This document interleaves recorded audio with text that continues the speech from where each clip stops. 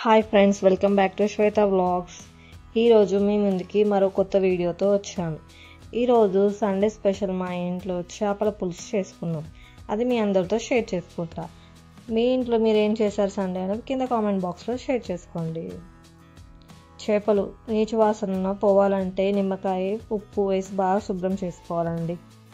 శుభ్రం చేసుకున్న చేప ముక్కలని పసుపు పెరుగు వేసి కూడా క్లీన్ చేసుకుంటే నీచు వాసన అనేది పూర్తిగా పోతుంది.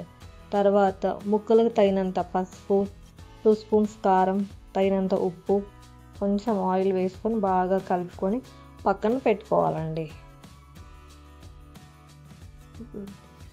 వీడియోలో చూపించిన విధంగా బాగా మిక్స్ చేసుకొని చేపల ముక్కలు పక్కకు పెట్టుకోవాలండి.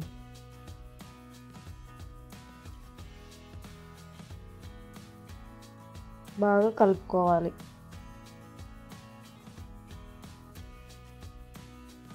ఫిష్కి మొత్తం ఆ మసాలా మొత్తం ఉప్పు, కారం, ఆయిల్ అన్నీ బాగా పట్టాలండి.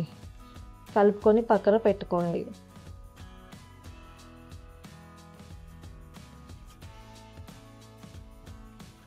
ముందుగా ఒక మిక్సీ జార్ తీసుకోండి. 1/2 స్పూన్ మెంతులు చేదొస్తాయండి, అందుకే 1/2 స్పూన్ మెంతులు, 1 స్పూన్ జీలకర్ర, 2 స్పూన్స్ ధనియాలు వేసుకొని మిక్సీ పట్టుకోవాలండి.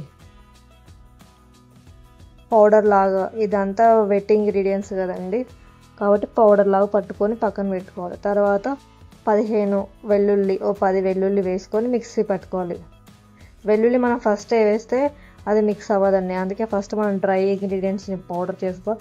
తర్వాత వెట్ ఇంగ్రీడియంట్స్ని వేసుకొని మిక్స్ చేసుకోవాలండి. తర్వాత టమాటాలు ఒక 2-3 చిన్న సైజు ఉన్నాయి కాబట్టి మేము 2-3 వేసామండి. టమాటా ప్యూరీ పేస్ట్ చేసుకొని పక్కన పెట్టుకోవాలండి.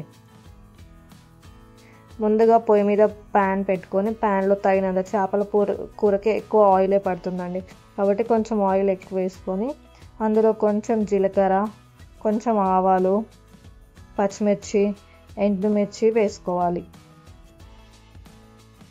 తర్వాత ముందుగా సన్నగా కట్ చేసుకున్న ఉల్లిపాయలు, కరివేపాకు కూడా వేసుకోవాలండి. ఇవన్నీ బాగా వేయించుకోవాలి. చేపల కూరకి తగినంత చింతపండు నానబెట్టుకొని పక్కన పెట్టుకోవాలండి. చింతపండు త్వరగా నానాలంటే వేడి నీళ్ళు పోసుకుంటే త్వరగా నాని గుజ్జు వస్తుందండి. ఉల్లిపాయలు బాగా త్వరగా వేగాలంటే కొంచెం ఉప్పు వేసుకోనండి.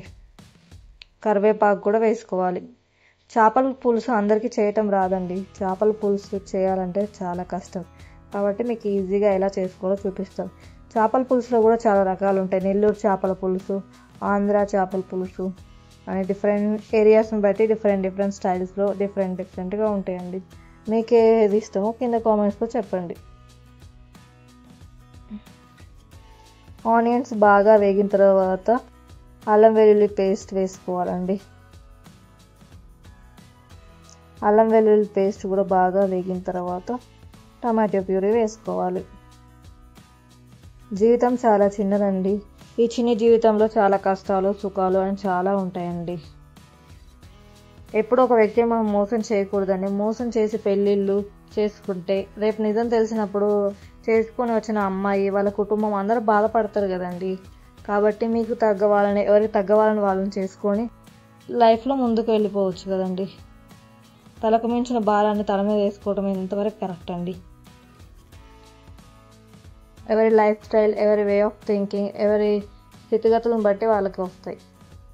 మనం ముందుగా రెడీ చేసుకున్న ధనియాలు, మెంతులు, జీలకర్ర మిక్సీ పట్టుకున్నాం కదండి, అందులో వెల్లుల్లి కూడా వేసి మిక్సీ పట్టుకున్నాం కదండి, ఆ పేస్ట్ని వేసుకోవాలండి, ఆ పొడిని.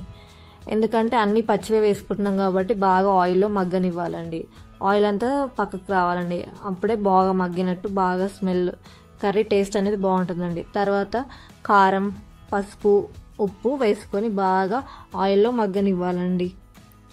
మన జీవితంలో కూడా చాలా జరుగుతాయండి. అందులో ఒకటి, కళ్ళకు నమ్మకంగా కనిపించిన బంధాలు కూడా కాస్త టైం ఇచ్చిన తర్వాత అసలైన కలర్ని చూపిస్తాయండి. కాబట్టి జీవితాలతో ఆడుకోవటం, జీవితాల గురించి ఒకరికి బ్యాడ్గా చెప్పడం ఇవన్నీ తప్పండి. ఎవరినైనా కొంచెం టైం ఇచ్చిన తర్వాత వాళ్ళ ఒరిజినల్ కలర్ ఏదో బయటపడుతుందండి. సో ఎవరిని త్వరగా నమ్మకండి మీ జీవితంలో. మనం ముందుగా సిద్ధం చేసుకున్న చింతపండు గుజ్జు ఉంటుందండి, చింతపండు రసాన్ని అది కర్రీలో పోసుకోవాలండి. చింతపండు గుజ్జు ఎప్పుడైనా చిక్కగా తీసుకోవాలి. దానికి కొంచెం ఒక కప్పు నార్మల్ వాటర్ పోసుకోవాలండి. చింతపండు రసాన్ని బాగా మరగనివ్వాలండి. బాగా అప్పుడే చేపల పులుసుకు టేస్ట్ వస్తుందండి. మనం మూత పెట్టుకొని సిమ్లో బాగా మరగనివ్వాలండి. మరిగించిన తర్వాతనే ఒక 2-3 టైమ్స్ పైకి తెరలాలండి. వీడియోలో చూపించినట్టు అట్లా పైకి తెరులుతున్నప్పుడు మనం ముందుగా మసాలా పట్టిన చేపల ముక్కల్ని అందులోకి ఒక్కొక్కటిగా వేసుకోవాలండి. ఎప్పుడైనా చేపల కూరలో గంటి పెట్టి కలపకూడదండి. మొత్తం గిన్నెని తీసుకొని కుదపాలండి. అప్పుడే చేపలకు ముక్కలు విరిగిపోకుండా ఉంటాయి. అదే మనం టమాటా కర్రీ లాగా చేపల ముక్కలు గంటి పెట్టి తిప్పితే ముక్కలు విరిగిపోతాయండి. చేప ముక్కలు చాలా సెన్సిటివ్గా ఉంటాయి, చాలా త్వరగా ఉడుకుతాయండి. ఇలా మీ ఇంట్లో చేపల కూర ట్రై చేసి ఎలా ఉందో నాకు కింద కామెంట్స్లో తెలియజేయండి. ఇలా ఒక 20 మినిట్స్ సిమ్లో పెట్టుకొని మగ్గిస్తే చేపల ముక్కలు త్వరగా ఉడుకుతాయండి.